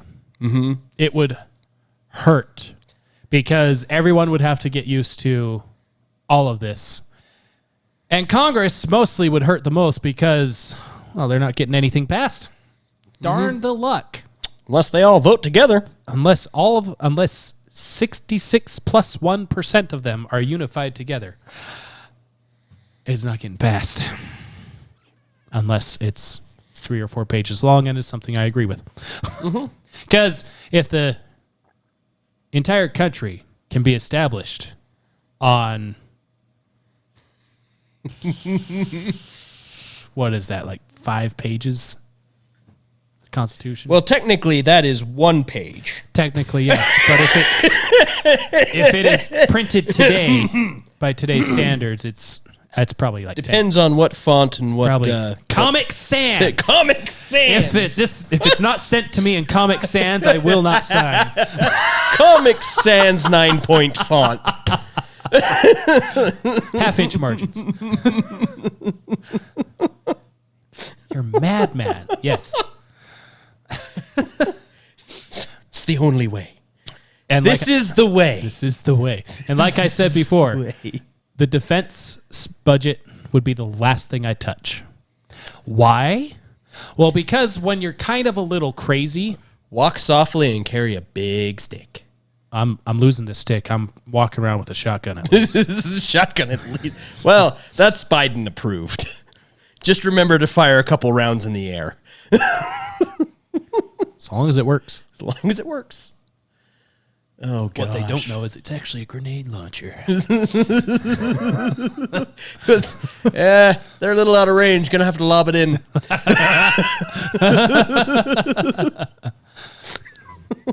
Yeah, and then also on this, it shows, I think it shows credit debt. Where was it? Yes, it's up there in the middle. Credit card debt is almost $1 trillion. Yeah, that is good job, everyone. $995 billion in credit card debt. See, and this is another thing. They want to get rid of student loans. $1.7 trillion. I also would like to get rid of student loans. So a chunk of this is included in this because the U.S. loaned it out to these students, and they haven't paid it back. You know how I would like to get rid of student loans? I think the best way to get rid of student loans would be to make a bill making predatory loan agreements illegal. Well, now you're just speaking common sense. Yeah. And any current standing loan has to be reduced to 0% interest. You've already collected enough. Yeah. If you've collected half of what the loan is worth already and the loan hasn't been paid off, and there's currently $1.7 trillion in student loan debt, or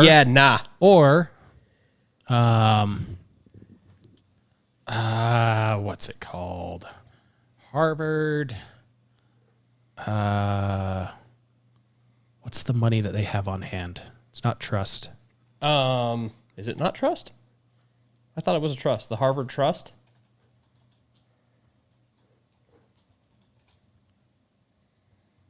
Harvard have endowment. How Harvard endowment.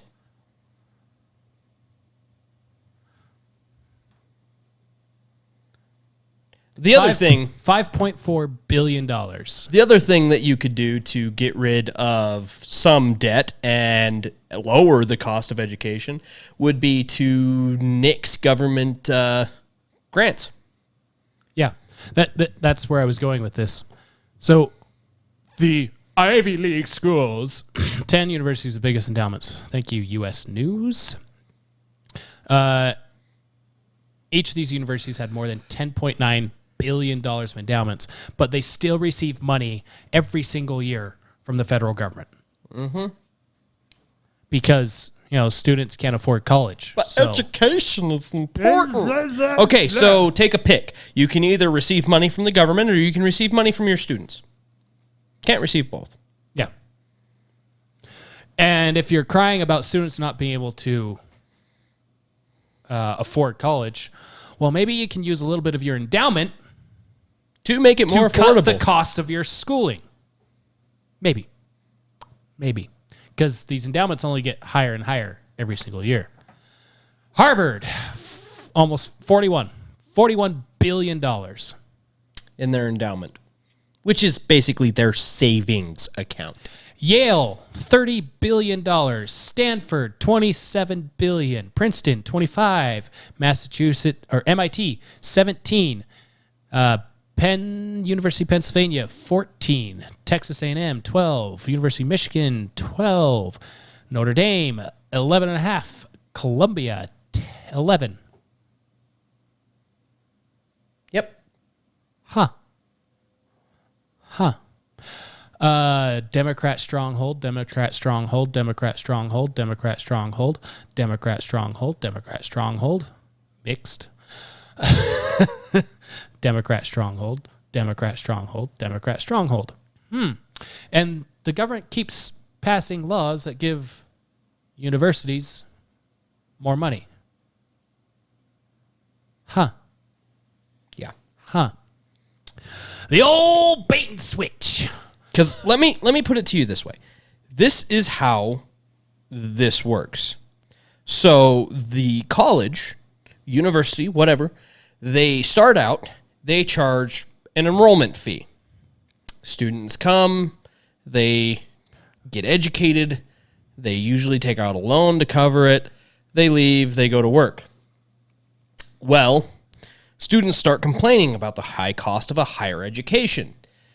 So the government steps in and says, you know what, we'll start doing grants for disadvantaged people. We'll start doing, these different things to help ease the cost of education. So sounds what good that on the does, surface. Yeah, it sounds brilliant. That's great. Oh, we're going to get this little bit extra cash to help us pay for schooling. But what actually happens is the school looks at that and says, oh, these people can get grants to make schooling more affordable. They can receive X amount of dollars. So if we increase our student enrollment fees by X amount of dollars, then we receive what the government is giving them plus what they would pay us anyway. So we're making more money, which makes it better for us. Basically, so that's what they do. Basically, the formula is if student receives X amount of dollars from government to go to school, the school is going to increase its payment requirements by 0.5 to 0.7x. Right. So it's not a total. They still get a discounted cost. You still get a discounted cost. But say for instance, the average cost of educating a student for 4 years is an individual student. And this is just a random number. This isn't actual numbers. Say that the actual cost of educating a student for 4 years is $100,000. That's the hard cost for the school, to do the education. Because they're paying the teacher fees, they're paying for the campus, they're paying utilities, the sports staff, all these different things. So per student, you're $100,000, right?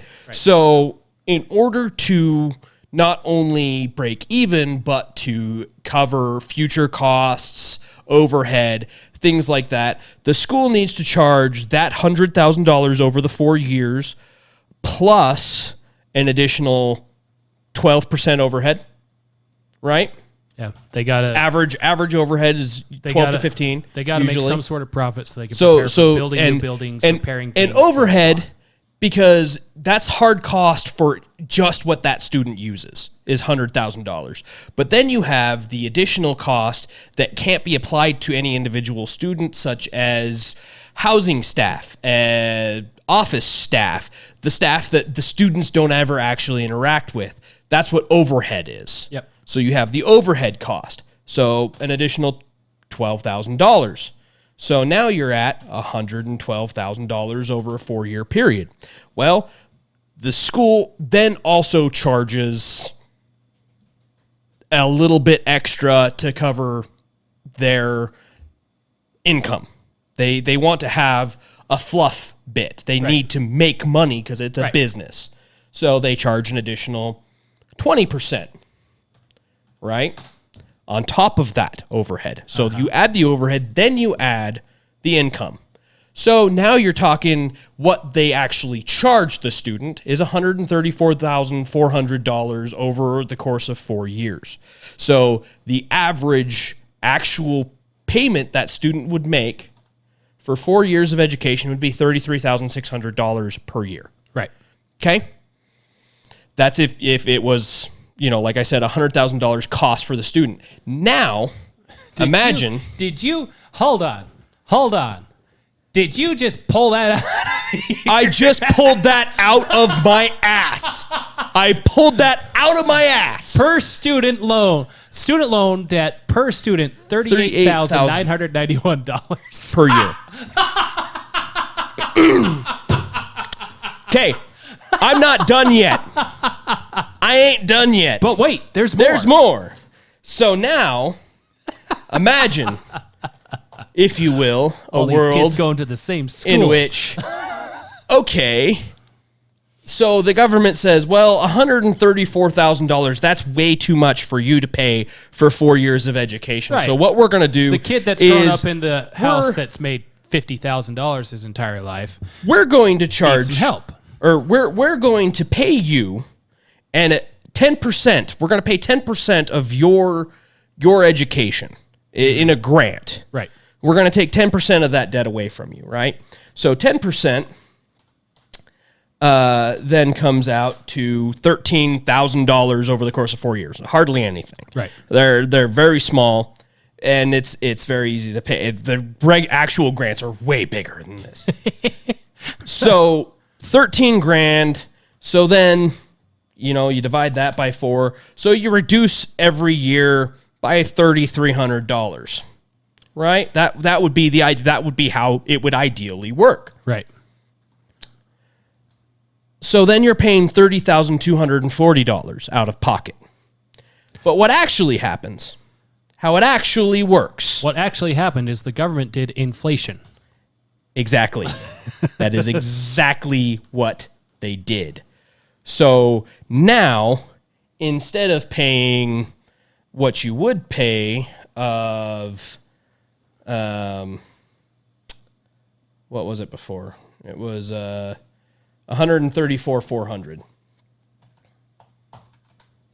What the school does is they take that $13,440 that you would make, and they say, okay, well, we can increase our cost per 4 years, or what we charge per 4 years, by 7% of that. So we add an extra $1,000, right? To your just spitballing, yeah, just spitballing. So that equates out to almost the exact same amount. You're $33,000. But you saved money because money because the government helped. Unless, of course, you didn't qualify for that grant. Unless you didn't qualify for that grant, in which case you are now paying $34,000. Oh, that's even closer to that $38,000. And this is and this is not. I mean, the grants are way bigger than this. So if you take the actual amount you get in a grant, which is closer to $10,000 per year, which equates to $40,000 total. Right. Right. So you take $40,000 times by 7%. That's $2,800. So now you're looking at 36 grand. Huh. It's incredible how much we spitballed on this thing. and nailed almost every single number on this board. And this is how it works, and this is why programs like this are bad. Because you're increasing the government debt with stuff they're never going to see again. And by the way, this doesn't count all the stupid spending money on seeing how well lizards walk on treadmills. Yeah, exactly. That the government just sends to schools because some grad student said, hey, I want to study why people's hair goes gray. Mm-hmm.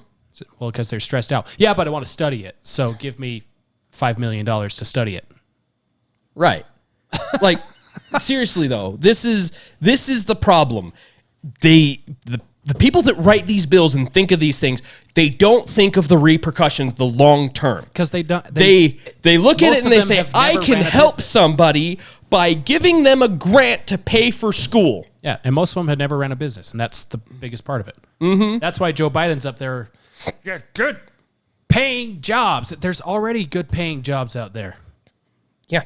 And they have nothing to do with a union. Mm-hmm. Some of them pay better than any union job ever would. Mm-hmm. And don't require education. Unions kill businesses, which kills jobs. Here's how. If you need an example, Hostess went bankrupt in the United States because of unions. Mm-hmm. Hostess came back when they kicked the union out. Mm-hmm. Hostess went bankrupt in the fattest country in the world. And that's to be taken with a grain of salt, because actually the hardest business to make money at is food. Yeah. You make no money at food. It's funny. Food is one of the most valuable things you need, but people place little value on food. Right. It's kind of insane. Kind of insane. I'm not paying $30 for a steak. Ooh, a video game, $60. Cool. Seriously, though.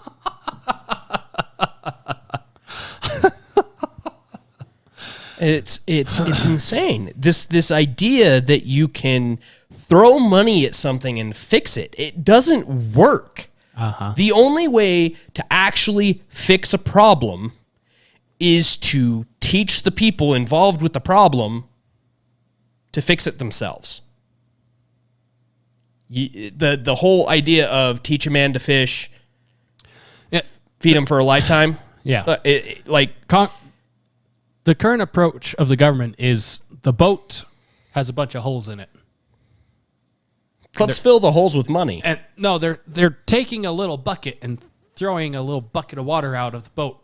And one of them's reaching over the side with another bucket and pulling water in because... Hold on. I think some of this water might actually be kind of good for us to This keep. water might help us. Let's bring it in because, people float in water, so if there's more water, we'll float more. Hey, should we row to shore? That'll fit one of these holes real nice if we just... Stuff the ore in it.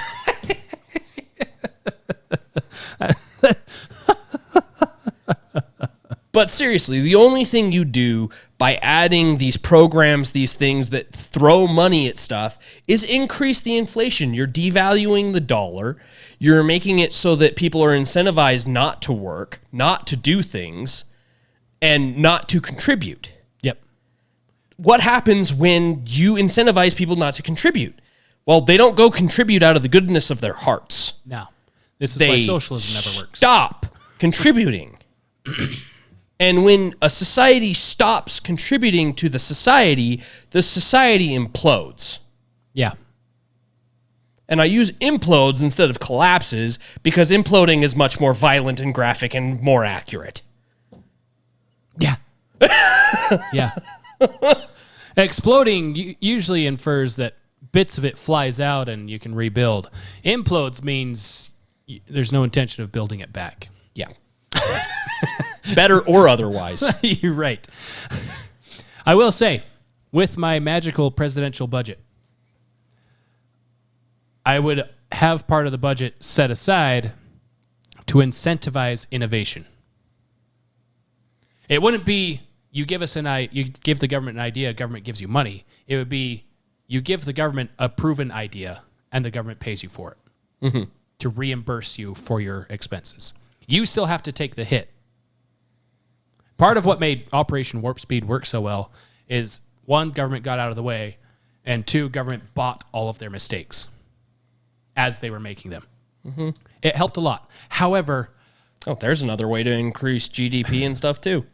Knock out copyright laws. Or at least reduce them to a 1-year limit. Something like that, yeah. Because if more people can make it, they can make it better, they can make it cheaper. You're increasing the market. At least cut a bunch of the red tape surrounding it. Mm-hmm. Yeah. But if you have an incentive program set up where if you bring us something that's going to change the world, cure to cancer, hydrogen car, whatever it is, the government will pay you for that if you prove that it works. So it's kind of what Operation Warp Speed is, except it doesn't add to this debt. Mm-hmm. The money is already set aside and it's sitting there. So there's $10 million for the next person or company that figures out how to do something. Mm-hmm. X idea. Yeah. And that's one way the government can work to actually help people move forward and create things. Yeah. And it's not a grant or anything like that. It is a purchase. I'm purchasing the item. It's a reward. Mm-hmm. It's, all right, you have an idea. Cool. Well, do I get funding for it? Show me that it works. If it works, we'll buy it. Quote unquote, buy it. Mm-hmm. It's still yours to sell and whatever as you please, but the government reimburses you, so to speak. Yeah, for reimburse some or all of your expenses in creating that thing, because the government feels that that is a benefit not only to itself but to society. Mm-hmm. Anyway, I think we've gone on long enough. It would be the idea of buying them out from their backers that they use to get to the idea working, more or less. Right, because you usually have a startup or whatever, and you have people that. So here's this Shark Tank. Here's my idea that works, and it's brilliant, and it changes the world. I have X debt from building it. Okay. Purchase it for the amount of debt. Here's $5 million we had set aside. That doesn't pay for my whole thing. I know, but that's what we had for the reward. Mm-hmm. We actually think it'll work, so hopefully this helps you actually sell it. Yeah. This will at least get you to You have market. the stamp of approval from the United States government to do this thing.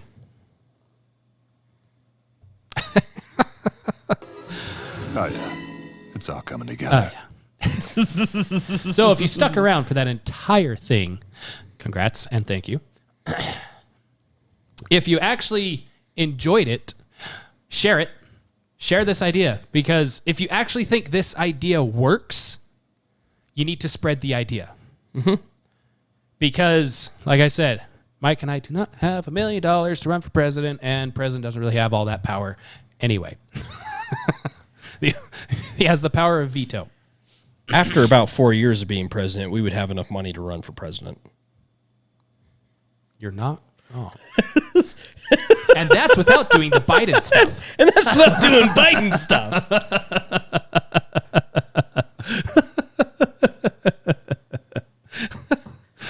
I couldn't afford to have a coked out son. And that's a good place to leave. I would immediately disown him because it's not Dr. Pepper. My son's too white to drink Coke. But no, seriously, if this is something you actually like, if an idea like this is something you actually wish Republicans would hold the line on, you need to let them know. And yes, we understand the math, the stuff that we pulled together is rough. But again, we kind of did this on the fly while we were sitting here. We prepped for like an hour-ish. And I personally prepped like an hour-ish, but that was mostly just finding links to grab all this stuff so we could prepare. Right. But if we can throw something like this together this fast... Why the hell can't data, somebody in Congress for 45 years come up with an idea? Yeah. Aside from, let's grab another bucket of that ocean water, put it in the boat. We need a bigger bucket. Yeah. Share this if it's what you like. Share the idea with others and see if they like this kind of idea. And get the ball rolling, because that debt clock isn't stopping unless someone starts hitting the brakes. And granted, I recognize there's probably going to be a DeSantis or someone like that who would be a fantastic president and all that stuff. But will their focus be on something like this, on pumping the brakes, as well as all the other stuff that needs to be focused on? I don't know. I've been promised year after year by Republicans that, no more debt and something. And yet they always have to compromise with the Democrats on things. But the Democrats never have to compromise with the Republicans. Yeah. If you give us this, then we'll do this. Okay. Hey, why aren't you guys doing this? Nah. We changed our minds. Every time. Yet. Here we are. And also, if you like what we just did with this episode, share the episode to get more people to watch it, then we'll know that this is the kind of crap you like to listen to. And then we'll figure out another policy direction to cover. There is that. This actually was, at least for me, it was kind of entertaining.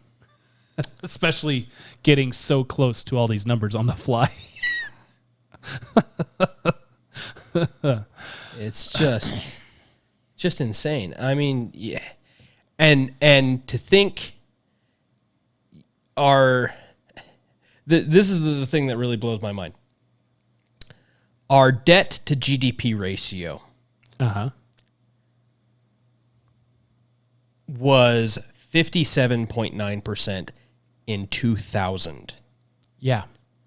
In 20 years, we have tripled. So the 20 years that percentage since they stopped doing a budget. Yeah. Huh. Yeah. We've almost centupled the budget. Sextupled the budget. Yep. In 20 years. And it took from Washington to Bill Clinton to get to 5 trillion. Yeah. There you go. Give us a like. Give us some stars.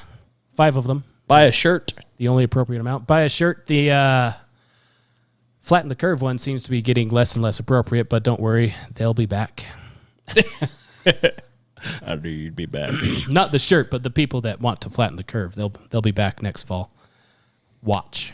Yeah. Watch. Yeah. Yeah. Thanks, everyone. Bye. Bye.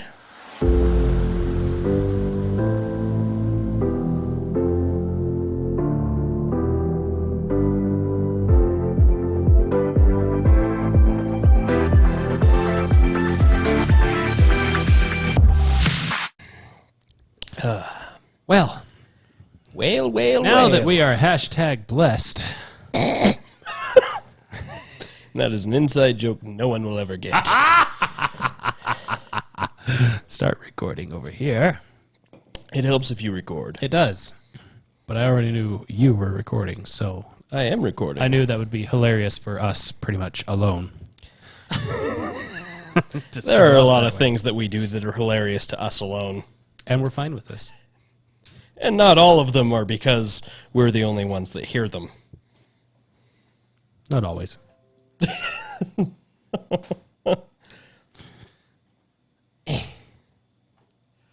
Ba, ba, ba. All right. Are we ready? Yep, I got everything all lined up, squared away, ready to go, and go.